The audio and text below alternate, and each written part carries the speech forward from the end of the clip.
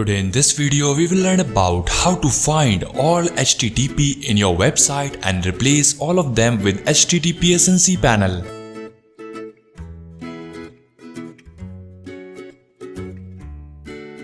For that, log into cPanel and then go to File Manager section.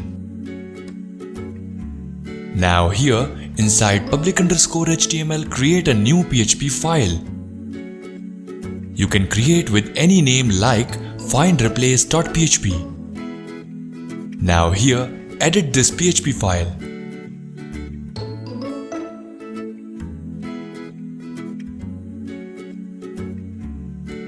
Now enter the following code and then click over Save Changes.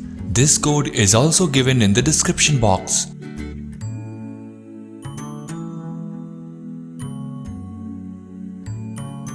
Now finally hit this PHP file from outside via web browser. Now type HTTP in the search text and replace all of them with HTTPS, and finally hit the search button.